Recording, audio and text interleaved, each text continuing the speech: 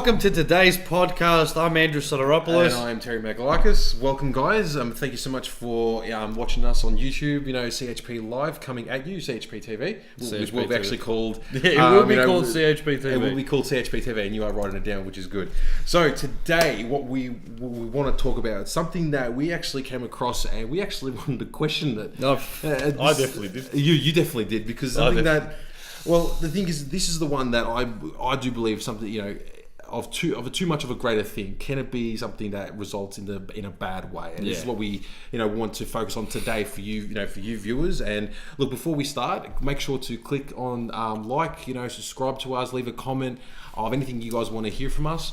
But this will definitely be a help to us, especially for the longevity of our company. And basically, let's get started today. And today's topic is the dark side of happiness. Why too much happiness is bad. And this is something that I think a lot of people will get very, very confused on, especially knowing that. Definitely. There's a lot of confusion around that subject. Especially look, and this is something that a lot of people have got to start becoming aware. And for you guys to raise your conscious awareness, you've got to open up your mind to these things without judgment. Mm-hmm. So what we want to talk about today is the dark side of something that we've seen as from what the Western culture has seen as a great thing. But before we get into the bad side of it, right, we wanted to actually have an open discussion about what is happiness. So I wanted to bring it over to you, Andrew, and just have a chat with you, especially, what is happiness? Is it something that we're missing of a meaning? Especially, has it grown throughout the years from different meaning, or do you reckon it's always been the same thing for years? No, I think with evolution, I think it changes, but I think happiness in itself is, for lack of a better word, BS. I think it's something that I personally think we're told, if you do this, this, this, and this, equals happiness. If you do that, it doesn't equal happiness. And the problem is that there's 7 billion souls. So there's 7 billion different paths and 7 billion different worlds and 7 billion different ways of doing things. It's not everyone. If you go do this, the American dream or the Australian dream, the whatever country dream it is, if you play soccer and you do it every day, it means you'll get somewhere. Or if you play basketball, whatever it is, if you have an idea and you put it on paper and then you go and do it, it means it's going to be successful. No, and I think that's the problem that we have in society. I think because we're just caught up in labels. And I think happiness is one of those labels now that has fallen into the trap of not really meaning anything. No, it doesn't mean anything anymore. And if you just touch on a topic of not meaning anything anymore and you think it's all BS, I do 100% agree. I'm not agreeing to the fact is that happiness is a thing that a certain majority of people should feel. I think it's very important. It's very important. What I don't agree on is using it as a way of a cover up. It's that way of that face value of on the outside you might look happy, but deep down you're not really that happy. And look, many years, with science and certain research has been done about the precise knowings of the feelings behind happiness. And look, we know what motivates us. We know certain goals that we want, that we're attracted to, and we are desired to make us do make us happy. It's certain things that you see, the external, which we'll get to in a short while, but it's certain things that we look out there and we go, I love that. That makes me happy. But I again, think that's where the problem lies. That's where the problem lies. Yeah, exactly. It comes from. Yeah. Let me go grab that. I think it. It's like anger. It's like anger as well. It's like to go to over anger. It's like people say that I feel angry, and some people think that I'm angry because of this, and it's out there. I'm going, no, it's always within. It's always within ourselves that we are the captain of our soul, and basically we have that to, too, and we are the captain of our mind, apart from the unconscious, which controls majority of it. And it's majority stakeholder in the company, which is your brain, and you are the CEO that's trying to run things. And the thing is, knowing that you are trying to run things, a great analogy of that, because trying to run those things right, we have so many emotions coming through our body, and I find that people, they want certain specific emotions, but they lack on the simple things in life. I'm always the sort of person that less is more, and the simple things, simplicity. You can find the beauty in it.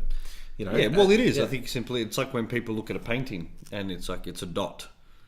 And you're like, that's the whole point. That's the whole point. That's the whole point of it. Yeah. And I think people overcomplicate things. Overcomplicate it. Like the whole thing with Jim Carrey and about idolization and stuff like that, and people miss the point of what he's actually trying to say because they're not taking it at face value. Exactly. Whereas in, like the whole thing, do what makes you happy. Yeah.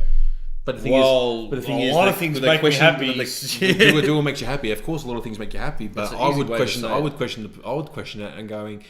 But the thing is, so many things make you happy. But sometimes we tend to look at what doesn't make us happy and want that to go away. Yet we're given more energy. Well, that's the thing. It's the cause and effect. The cause and effect as well. So, which side of the equation? Something that we use in neuro-linguistic programming, and as a life coach, there's a lot of things that we use towards our clients, which are you at cause or at the effect things of life? Are you the person that is responsible for everything, or are you the one that life happens to? And we truly do believe that we cause everything that happens in our lives. It's like as a man thinketh. They always, with I think it was James Allen, or I do apologize, guys. I don't know the author, but he was talking about circumstances, and it is basically cause and effect. And what I'd found out, especially with what you're saying, is people tend to look at the effect and they try and reevaluate the effect, and they try and the symptoms from that and fix it, but yet the cause is still happening. So what we need to do is divert our attention to the cause of certain things. Well, take responsibility and change the cause, because cause equals effect, and if you change the cause, the effect's going to change as well. Well, that's the thing is that it's, and for the people out there that don't know what cause and effect is, it's pretty much reasons versus results. So I couldn't do this because my ex-wife left me, or whatever it is. This person did this and that person did that, and I can't do this because my teachers didn't like me and no one gave me a chance, or whatever the case may be. So I think that's something that I want to clarify also, and I think it's before we move on to the next topic, it's something I want you guys to ask yourself, is pretty much like, what's happiness to yourself? But I mean, my take on it is that. But what do you think? What do you think it is? What Wayne Dyer, what he did specifically, he goes, instead of saying what makes you happy, he goes, what really, really, really makes you happy? Because with that really, really, really is basically getting to the nuts and bolts, or the detailed foundation of what really do you like, and don't sugarcoat it. Just tell us. If you like that, then God bless you. That's what makes you happy, and we don't judge you based on anything. Not only that too. I think in today's society, I think we're caught up with a lot of things, and anyone will say, like, do what makes you happy. Do what makes you happy. Parents that do what makes you happy, and some parents want to control the kids and say, you got to do this for the do rest what makes you happy, but don't do this. But don't do this. That's exactly how it is. Especially in European families, it happens all the time, where your life is dictated by others. But even in saying that, it's also I think doing what makes you happy, I think, is overrated in itself. It's overstated. I think it's used too much, like I said, about happiness. It seems like it was, I think when certain people use it, they come up as like, I'm a nice person by telling you do what makes you happy. But in their mind, they're having expectations of yourself. And if you say, I like this, I want to do this, they go, do something else. Yeah, do something else. Exactly. That's right. So I think it's also that factor. Yeah, and look, this brings us to the next topic, especially what I was talking about before, internal versus the external. So what I want to bring up, and writing notes down about this, guys. The reason I'm writing these notes down is for your benefit, not for ours, but for your benefit. So you guys have a better understanding with where we're coming from with these topics, especially the main topic of today with the dark side of happiness. So what I wrote here, the dark side of happiness. Luke, I'm your father. Luke, I am your father. No, Luke, I am your fear. I am your fear. Luke, I'm your sadness. But so what I wrote down was something that you guys could understand, especially internal versus external, and to understand on a basic value. Internal is within, external is out there. So what I had written was as so within, so without. And the desperation from getting, needing, and wanting. Whatever you are seeking is seeking you. When it comes to happiness, you've got to start understanding that whole external factor of I need this to make me happy. You're always needing, you're always wanting something. When you don't make yourself, or start to realize that I already had to have happiness within me. Because I can tell you right now, if I ask you a question, is go back to Happy Gilmore. Go back to your happy place. Yeah, happy place. But look, it might sound corny, but this actually works, because when you go back to the happy place, you will start to realize that you've always had this internally. But like I said, whatever you're seeking is seeking you. If you're seeking happiness within your life, right? I tell you right now, the universe has told happiness that it wants to seek you as an individual.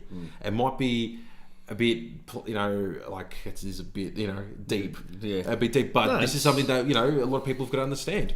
So what I'm saying to you guys is that, to add that, go ahead. scientifically, we are all energy, and we're atoms and particles and molecules, and we're matter. As Jim Carrey said, we don't exist. We don't exist, right? Final Fantasy 3. I don't know if you guys have watched it, but they were mentioning. I love the TV. I love the movies. But one guy who was talking about how death is all it is. It's a never-ending force. That's all it is. But if you think about, when it comes to death, we think about happiness and light, and what you were saying is quantum physics, cells and atoms and all that sort of stuff, and what we've made up on. Right? We are energy. Yeah, we are energy. And they always said that I think the hologram attracts the heat, like the actual heat wave or something heat, like that. So what it basically I is... gotta go back and watch the documentary, but I remember him saying that. It was a long time ago since we've actually studied this, and they're talking about how if you put the hologram onto us, you can see a beam of energy from us, And they can actually look within certain color distortions, especially they can find from certain things. Like and when they try to find they look at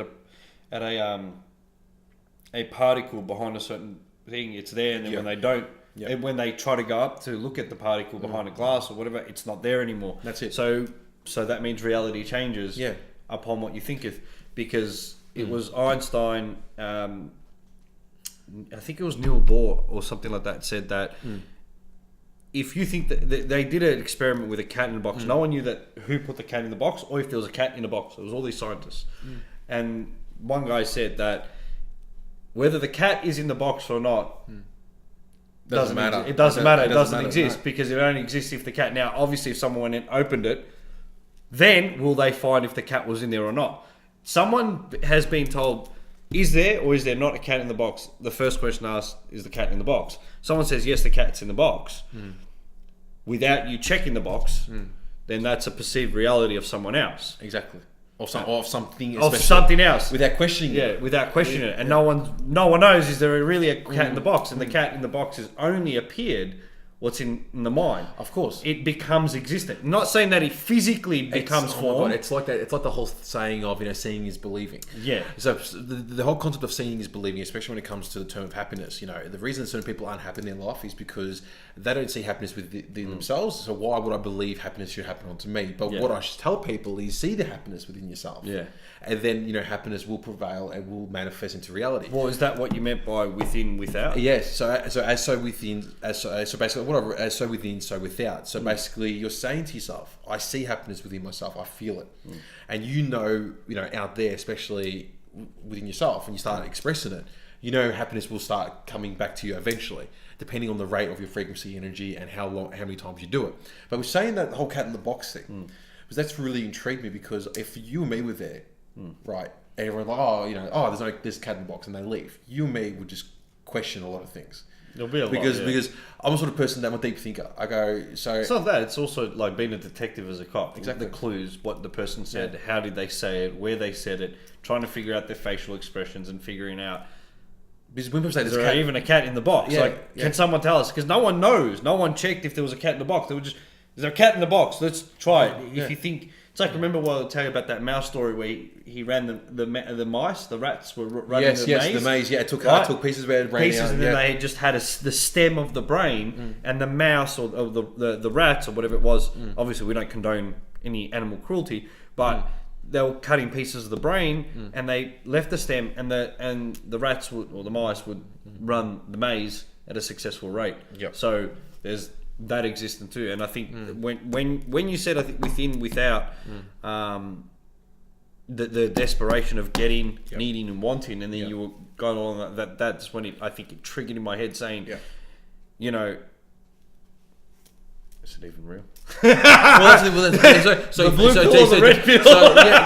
deep thinking. If you think about it, like if you or me were there, or anyone, especially on the higher conscious level of awareness, they would question and go, well, is there a box in the first place? Is there a cat? Is there a table that's holding the box, holding the cat? Is there a guy telling us? Is there a guy telling us that there's a box on top of the table with a cat in the box? Well, I think that's where it sounds to neuro-linguistic programming. Is it even real? Your problems is your happiness even real? Is whatever it is that you're going from? But I wanted to ask you, what do you specifically mean? The desperation of getting. So the desperation of getting. So when I say with the desperation of getting, because it comes to the point that was when it comes to wanting something in life, we've always been taught you must go out and get something, right? Yeah. but that comes to the form of something that's physical that you can actually hold. Right. Okay, yep. Right. That's the desperation of getting. Physical. Yeah. So just taking these notes for the. Yeah. So when I say desperation of getting, this is the problem with people and the perception of getting. It's always a desperation within that word getting. Right. I want this. I need this. I need this. I get this. I must get this. Yeah. But the thing is, happiness is not happiness. You can't have happiness in your hand, but you can see something that holds happiness. Okay, for instance, eternal feeling. Eternal feeling. You can see someone. I'm sure you guys have seen a person at your work or your family, friends, whoever it may be, that beam energy of absolutely happiness, and they're happy. Not is all situations. So situations they might change, but you know that feeling is vibrating off them. Well, it's like when in sports you see your favorite players not in the starting lineup injured. So you think you're going to lose. Yeah, it's already putting those boundaries. Those beliefs around it. It's the desperation of, we only can win if this happens, or we can only do things if this. It's like I think it was Lewis House, or I don't know who said this. It was actually a doctor, and I've got the podcast, but forgive me, it would have been good for these people. The doctor said that the model of doing more is broken. So if you do more, you be more, is going to get you what you want. And it's not necessarily true. It's not necessarily true because let's go even further than that. So say it again. Do more, be more, and what do you say? Okay, remember we had the be do have model. The be do have model. Yeah. So what he was saying was it wasn't necessary to it wasn't in the likeness of the be do have model. Yeah. It just had to do with the whole concept of if you do more and you be more, then you'll get more. Magic. Whatever it is. Look with that. There is a I do agree with it, and I don't agree with it because I know that whole thing of having, and like I said, the desperation of the desperation of getting. The desperation of getting. You have this already. You have all the emotions at your disposal. Right? Like you said, you are the CEO. You are basically the stakeholder of everything. You have this is yours. You know what happiness had felt like when you were a little kid, and when you're in your teens, your young adulthood, even now, right?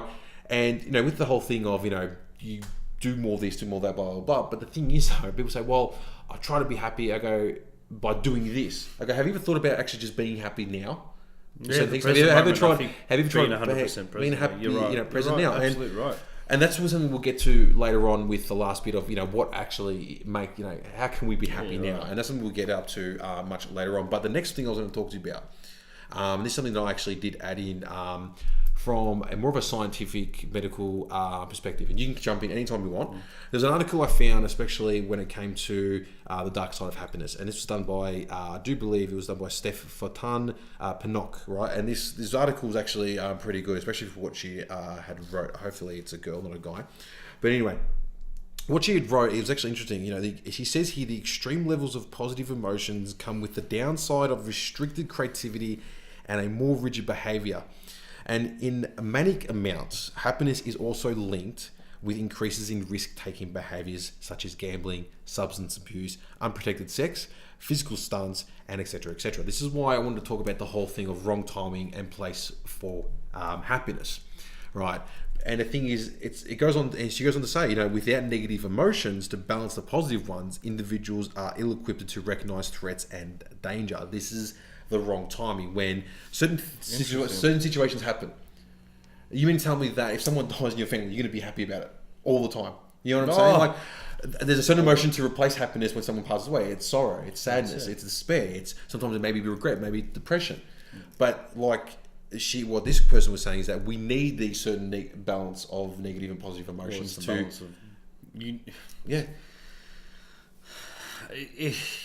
people forget. We need balance in life.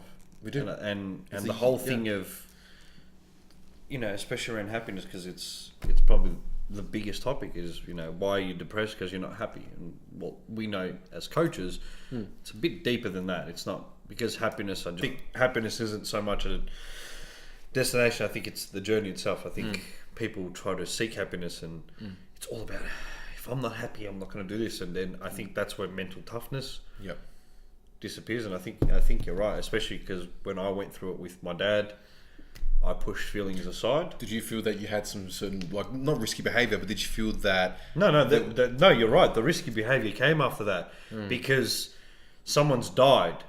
And obviously, they're saying here with risky behaviour is that certain times with the positive emotions, when it's too much of it, it leads to that high bipolar effect, which we'll get into later on, guys. No. That's what I was saying is that it's an overwhelming feeling, death, especially to someone that's very close. Obviously, recently, losing a friend and all that. Obviously, it wasn't a best mate, but it was someone that I've known for many years, and at such a young age. But and when that whole thing with my father, it wasn't until my grandfather died on my 21st that I totally understood the situation. Yeah, so it took 3 years. So imagine if you were completely and just 100% happy. I bet do you think I have problems right now? There'll be problems. There'll be massive problems. If I kept pushing it aside, and actually sitting down and go, F. Yeah. I've lost someone that I care about. I didn't realise. And you sit with the emotions, guys. I'm not saying you live with the emotions. You sit for it for a couple of hours, a couple of days. As long as you look, the honest truth is that I'm not saying going away from this, but it's something that you personally just don't get over. It's something that you learn as you grow with it. And I think you're absolutely right. It's because the risks.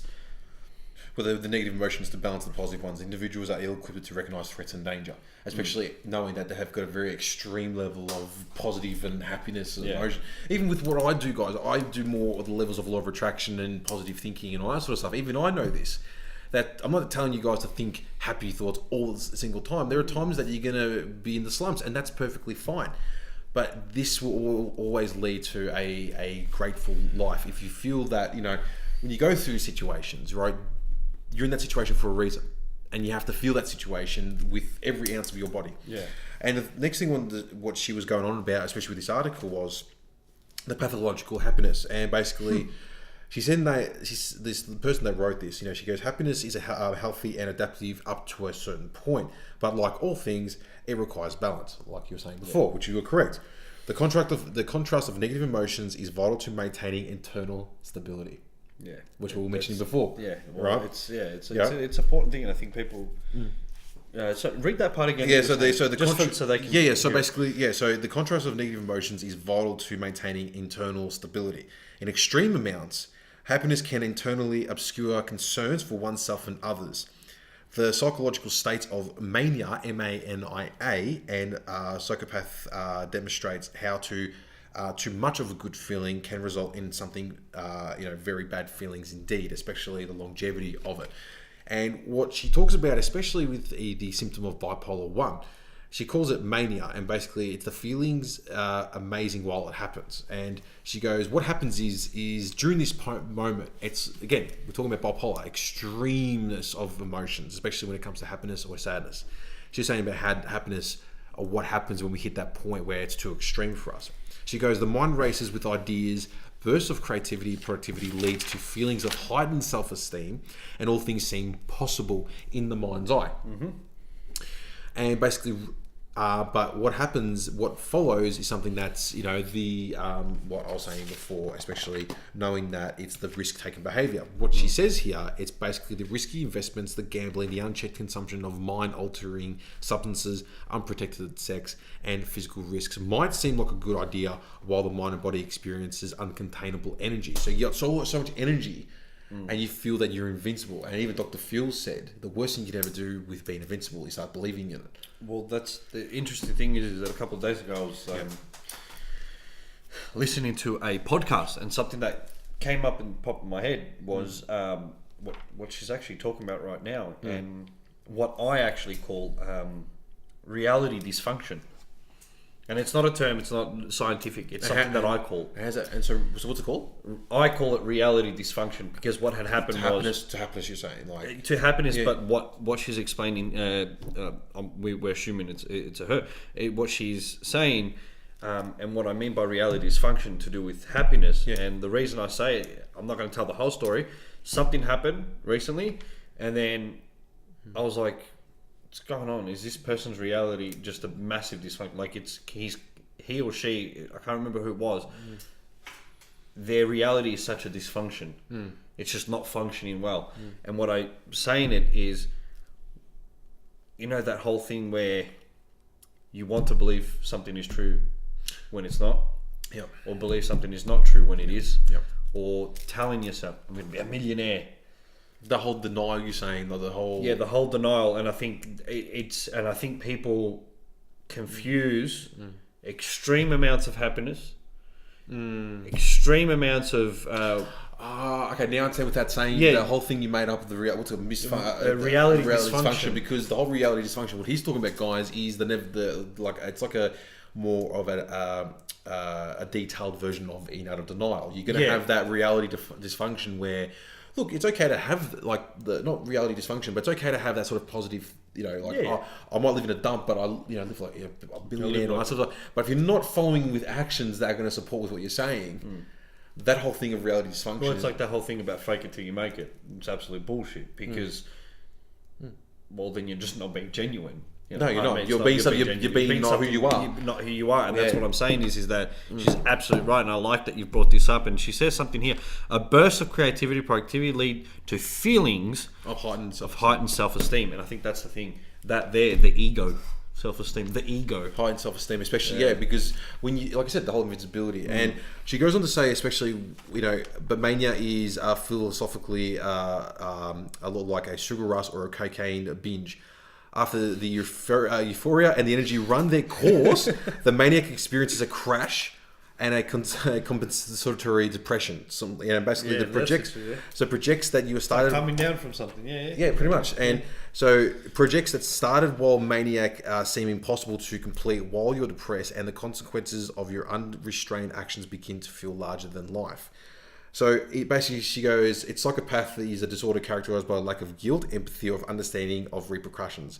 In many cases, this disorder leads to antisocial behaviors like inflicting pain onto others. Furthermore, the psychopathic inability to understand repercussions often leads to them to repeat actions that have previously caused them repeated offenders. Yeah, and if you look at it that way, repeated. So with what you were saying before, and I wanted to lead on to the whole thing of the bipolar effect of when it's true extreme happiness, and it leads to that point of that reality what you were saying before, reality dysfunction, and look what happens. It leads the person down to doing absolutely things they think. Remember how you were saying about believing that you think this is... Shaquille O'Neal said... Shaquille O'Neal, it was interviewed, and he said, once this great philosopher or leader said, Shaquille O'Neal, talking about himself, but Shaquille O'Neal said, what you thinketh you becometh... Right, and it's true. It is, and I think the problem is that also people think they're happy and don't realize how much debt they're in, and they just keep spending money. Because I think I was speaking to the missus and I said, where do these people just get their money from? All of a sudden they go to trips every 2 seconds to Thailand. I'm making pretty decent money. You're making pretty decent money. We're saving for a wedding. We're saving for this. We're saving for that. And I was like, where are they getting the money from? Then you realise it's credit cards. Of course. So it's not real. No. So how can you enjoy that holiday knowing that you're going to be in debt? That's absolutely BS. Guys, how are you happy? Internal versus external. Yeah. I go overseas because I need to get away from my problems. I need to go away to be happy again and come back. But what you're doing is cause and effect. Cause and effect. Going That's overseas, exactly right. And I've got it here. I've actually got it here, and I wish I could play it. But by the time I found it, Christopher Howard said it, and we said it not too long ago. People do more. People will spend lavishly, yes, and drive themselves into poverty in order to look rich. Right. So people will drive themselves into poverty in order to make themselves look rich. And how has that been happy? And guys, the reason they're doing it is because they're in desperate need of attaining something externally, which is the happiness. That's right. But they forget that when they come back into reality, like think about it. Australia, Greece. Cause is Australia. Right? The effect is Greece. I'm going over there to find something or blah blah blah. I want to basically fix the effect that I think that I'm up depressed. I don't like this weather. But you come back to the same cause, and you go, man, it's still the same.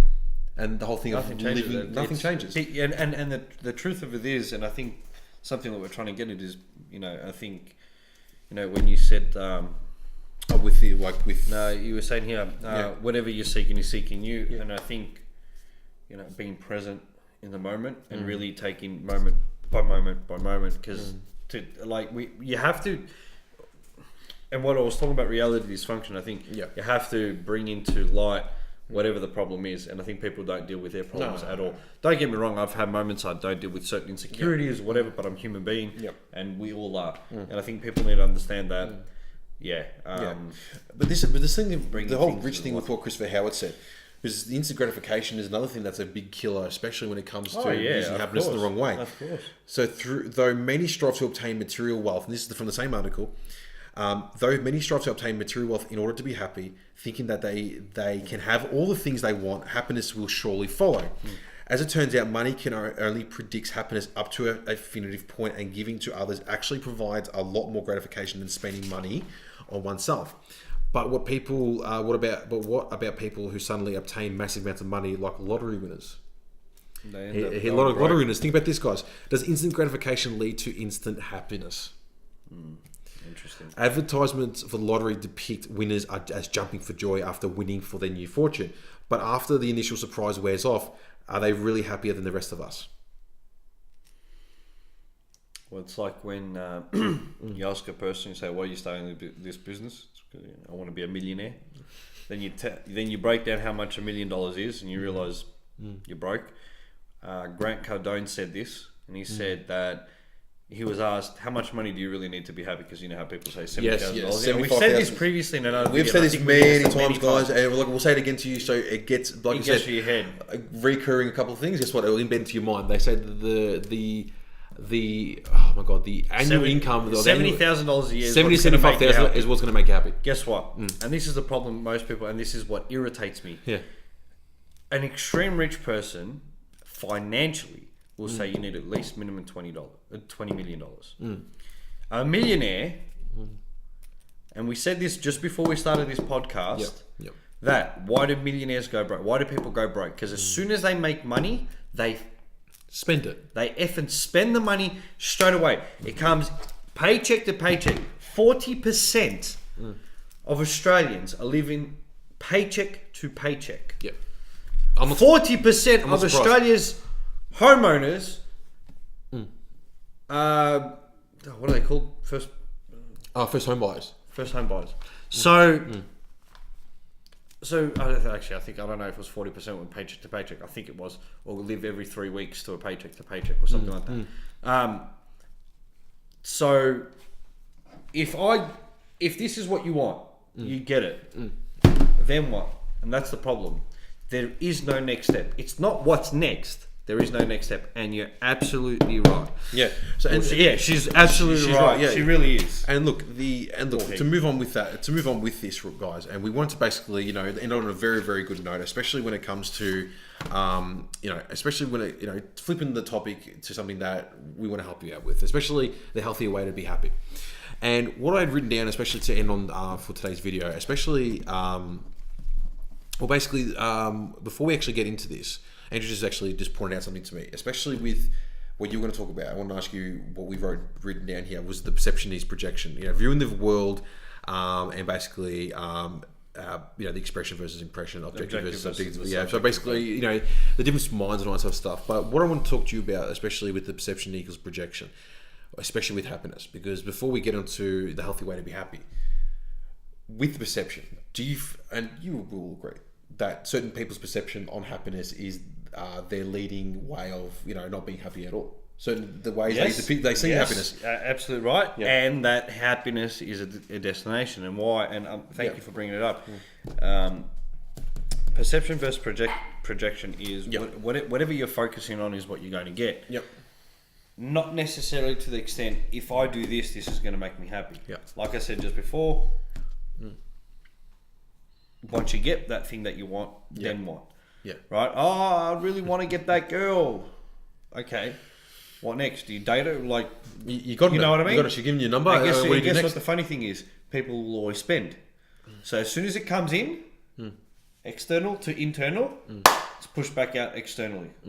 And people wonder why we're in such a mess in the world, and people don't want to agree with the world's at a standstill, especially with North Korea and all that. Now, something that what you say, perception with projection, and something that we truly believe in, and something that I'll give it in simple terms.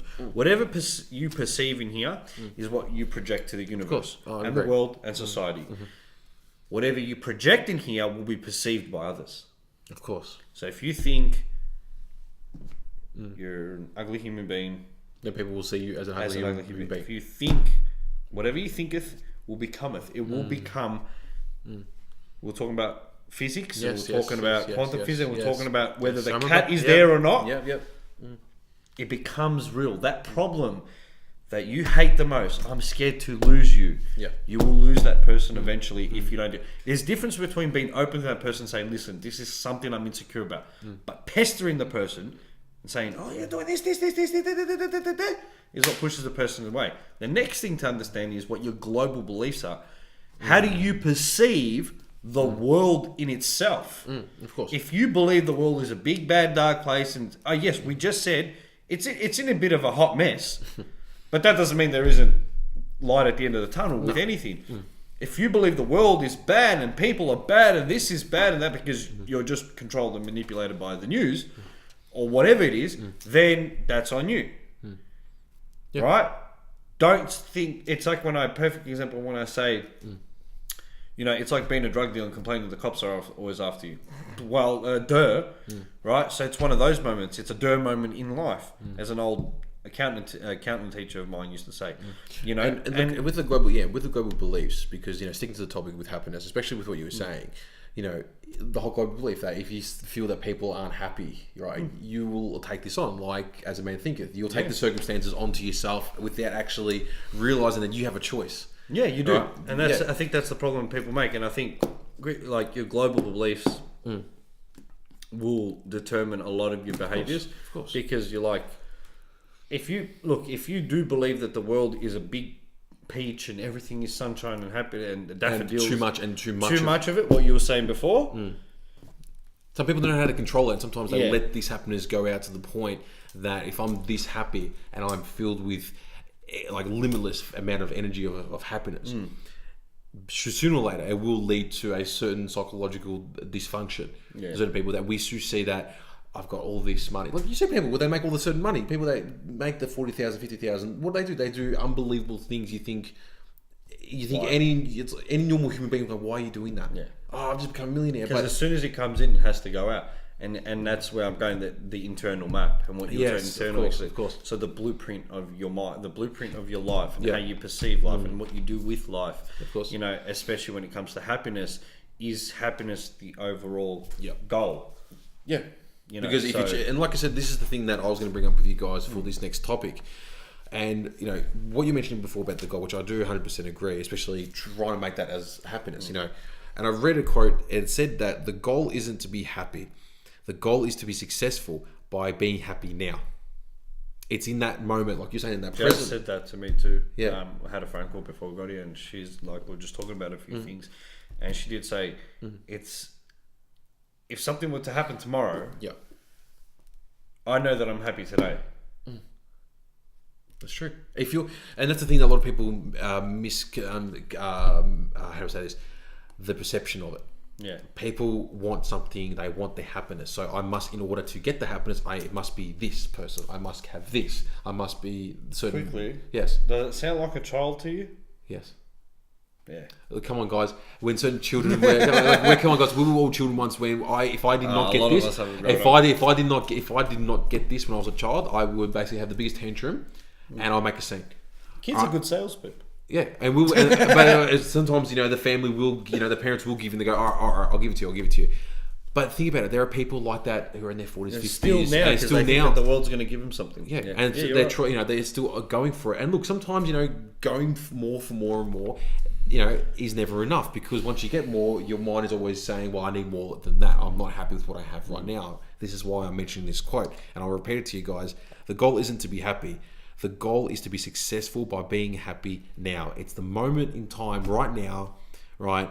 Today on the 15th. So within. So within, so without. Basically, if you're present in this moment, you're grateful being happy. And you can express that happiness, right? Without any expectation from anyone else.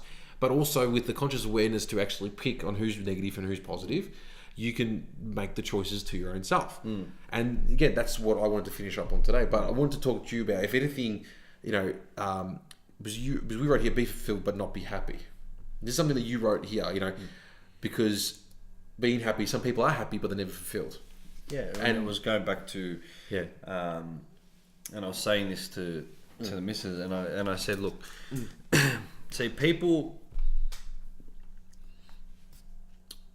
the Western world, we're career focused, right? The Eastern part of the world, it's more about spiritual oneself. What did Jesus teach? Jesus taught love and service, and peace, the Buddha was teaching meditate. Well, not meditate, but we're in need of something, we're in disarray. You need to deal with that. Any prophet that came after and so forth. And the problem is that you need an overall fulfillment in every area of life. Oh God! You can't just be successful financially, and then your relationships at home or with friends or with yourself is suffering, or your health. I'm rich, but I'm going to be fat and unhealthy and drink all the alcohol in the world or whatever it is. And that's why I said, be fulfilled, but not happy. And like I said, every balance in life, you've got to be fulfilled. You need a balance. And think about it. I'm not saying look at your relationship with your partner or look at your relationship with your kids and not be fulfilled. Be fulfilled because your kids are alive and well because of you. You work very hard, very tiredly, in a way that you are supporting your kids, you are putting food on the table for them, but be fulfilled that you are being a responsible father for them and you're being a father figure for them. Father figure, mother figure, grandfather, grandmother, and that's the problem. Is I think it's when you brought it up, it just clicked in my head. Like when you think about it, we are. If I always say this, it's. I have the debate with people, what's the difference between career and finances? It's the same thing, that's the problem. People think that your career determines your finances. Yes and no, because you can make $50,000 a year at a job, but you might be a smart investor.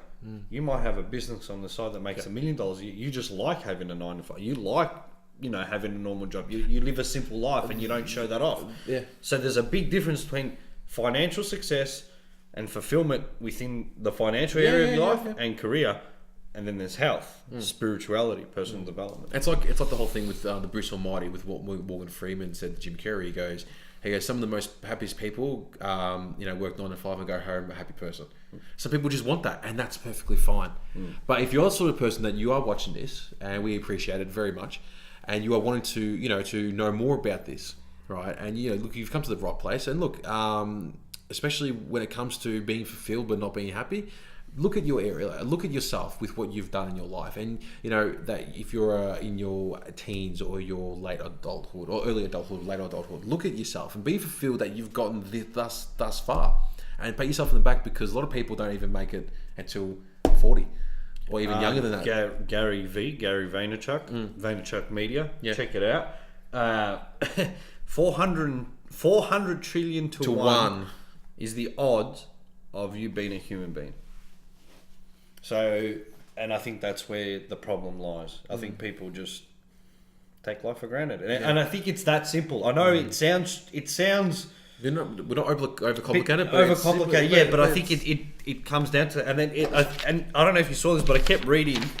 The goal isn't to be happy. The goal is to be successful by being happy now. It's the moment, and this is what Terry wrote. He also wrote, as so within, so without. The desperation from getting, needing and wanting, whatever you are seeking, it is seeking you. So does that mean, when people say, always find myself in problem, always drama, there's always something happening.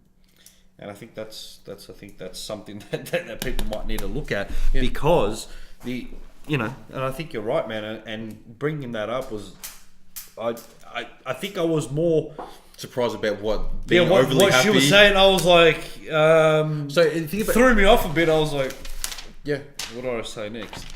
And it was, even with what you were saying, that's it, man. I think when it comes to happiness, I think it's something that people. What do you think they need to do? No, but look, honestly, I think it's what you said: be fulfilled, not be happy. I think be fulfilled right now.